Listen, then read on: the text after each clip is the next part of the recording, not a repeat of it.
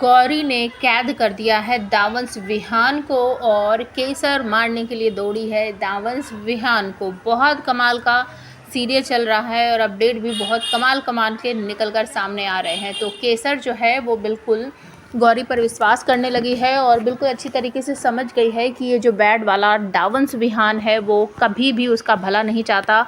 वो हमेशा सिर्फ अपनी शक्तियों को और अपने आप को पावरफुल बनाने के लिए कुछ भी कर सकता है।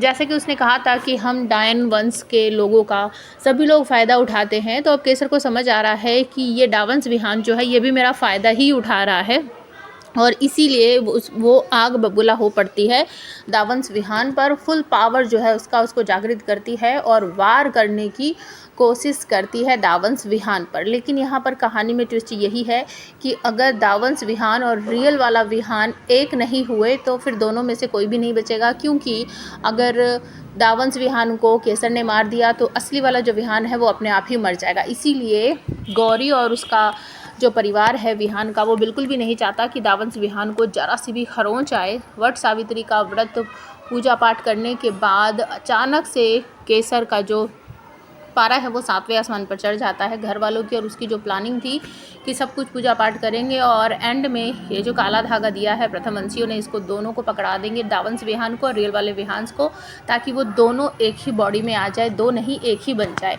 लेकिन पता नहीं बहुत सी बातें याद कर करके अचानक से केसर जो है उसका दिमाग बदल जाता है और उसे सारी बातें जो है वो शुरू से याद आने लगती है और उसे ऐसा लगता है कि अभी तक जो मेरे साथ हो रहा था ना, आगे भी मेरे साथ वही होगा और ये जो दावंश विहान है ये भी मेरा फ़ायदा ही उठा रहा है, ये भी मेरा इस्तेमाल ही कर रहा है। इस घर के लोग कितने अच्छे हैं, एक ही दिन में उन्होंने मुझे कितना प्यार दिया, कितना सम्मान दिया, लेकिन आज तक इतना प्यार और सम्मान मुझे किसी ने नहीं दिया है। दूसरी तरफ आपको देखने को मिलेगा कि जैसे कि कोई भी डायन होती है, पहले ज़माने में ऐसा होता था कि ये जो जादू टोना वाले डायन वगैरह होते हैं ये अपना प्राण निकाल के ना किसी भी एक अजीब सी चीज़ में रख देते थे। पहले के समय अधिकतर तोता वगैरह या कोई बर्ड होता था उसके अंदर ये रख देते थे और उस बर्ड को हमेशा कैद करके अपने पास रखते थे। ऐसा ही केसर के भी मामले में है, उसने अपना जो प्राण है वो एक बर्ड में रख रखे हैं और उस बर्ड को ढूंढने के लिए, पता लगाने के लिए गए हैं हर्ष और सिया। तो वो दोनों उसको ढूंढ कर पता लगाकर लाने ही वाले होते हैं। और दूसरी तरफ आपको देखने को मिलेगा कि केसर जब वार करती है दावंश विहान पर तो गौरी उसको बचा कर ले आती है और लाकर घर के अंदर लेकर सब उसे भाग जाते हैं, छुपने की कोशिश करते हैं। गौरी समझाती हुई नजर आती है दावंश विहान को कि आप ऐसा मत करो, रुक जाओ 1 मिनट, ऐसा करते हैं ऐसा करते हैं। लेकिन दावंश विहान उसकी इंसल्ट करता है, बेइज्जती करता है कि मुझे रोक कौन सकता है, आप रोकोगे, तुम रोकोगे, ये रोकेगा, वो रोकेगा, इस तरीके से करती है। और फिर जो गौरी है कि हाँ हम ही रोकेंगे आपको, अगर आपने हमारी बात नहीं मानी तो हम ही रोकेंगे। तो वो हंसने लगता है बहुत बुरी तरीके से और तभी अचानक से ऊपर से एक पिंजरा टाइप का आकर गिरता है उसके ऊपर और उसके अंदर कैद हो जाता है। और अब यहाँ पर कहानी में नया ट्विस्ट आने वाला है।